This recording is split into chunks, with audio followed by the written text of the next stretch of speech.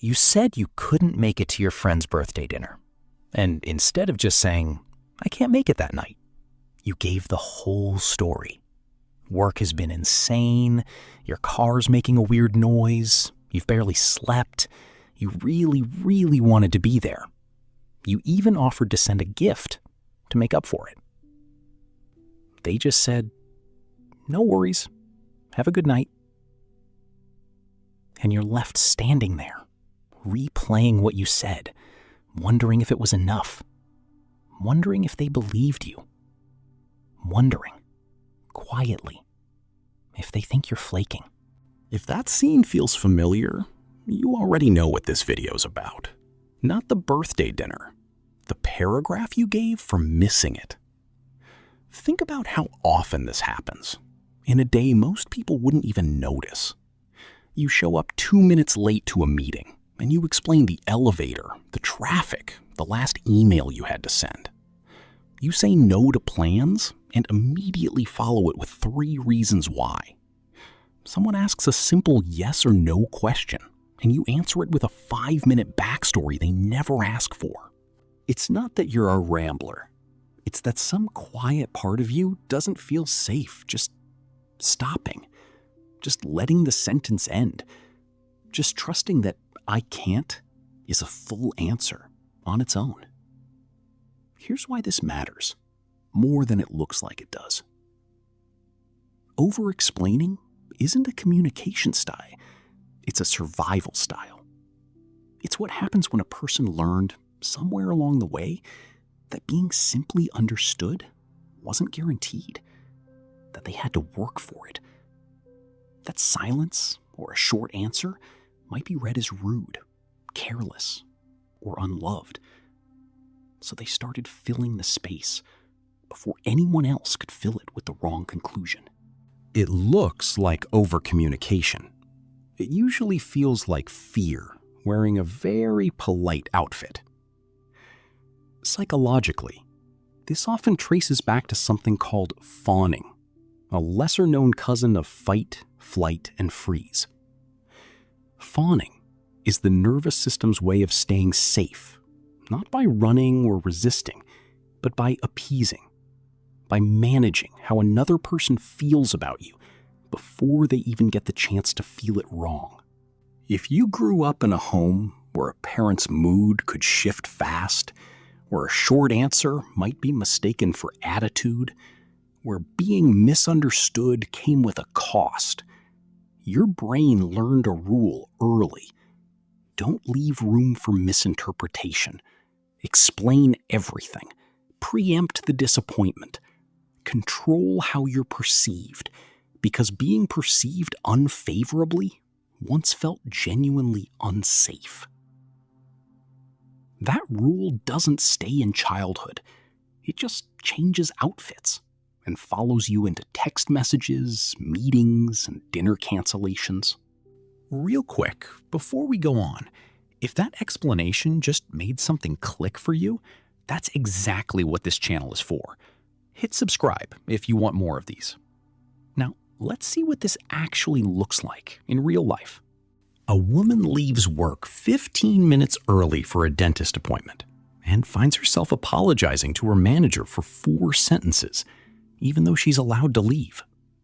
A man tells his partner he needs a quiet night alone, then spends 10 minutes reassuring her it's not about her, listing reasons, checking her face for signs of hurt. A teenager says no to a party and then immediately adds, "It's not that I don't like you guys," because somewhere inside, no alone felt like it might be read as rejection. None of these people are being dramatic. They're being careful. Over-explaining is carefulness with the volume turned all the way up, a way of trying to manage someone else's emotional response before it even happens. Here's the layer underneath the layer, though, the one most people don't get to. Over-explaining isn't really about the other person doubting you. It's about you doubting whether your reasons or your presence or your no are enough on their own. Somewhere inside, there's a quiet belief. if I don't justify myself, I might be seen as selfish, unreliable, not worth keeping around. So the extra words aren't for them. They're for the anxious part of you that needs proof you did nothing wrong. You're not just explaining your choice, you're pleading your case to an invisible jury that's actually just an old, tired part of yourself. That's the real ache in this pattern. It's not annoying. It's exhausting. Because you're not just living your life, you're constantly defending your right to live it, the way you're living it. And here's what most people get wrong when they try to fix this. They think the solution is to just stop explaining, go cold turkey, answer everything in one clipped sentence, and call it boundaries. But that usually backfires because the fear underneath never got addressed. It just got suppressed. And suppressed fear tends to leak out sideways as guilt or as resentment or as over-explaining again the next time the stakes feel a little higher.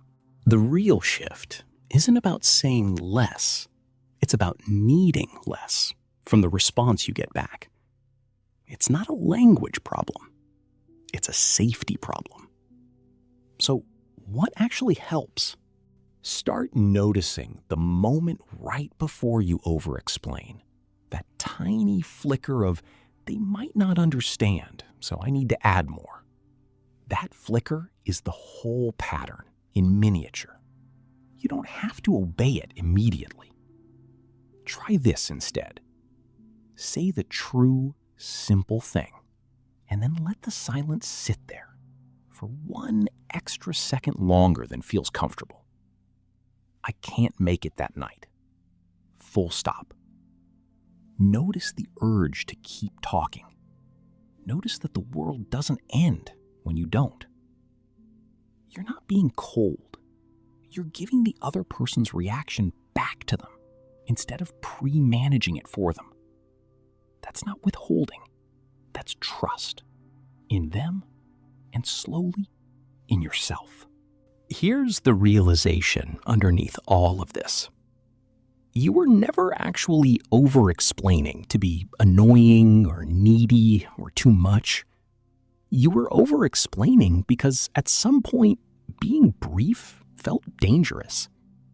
Because a short answer once cost you something. Understanding, warmth, safety.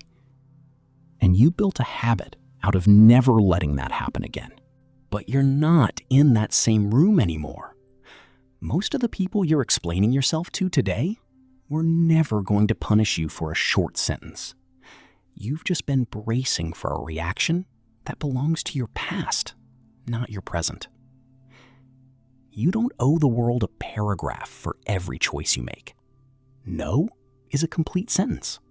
I can't doesn't need 3 supporting witnesses. You are allowed to be understood without having to prove that you deserve to be.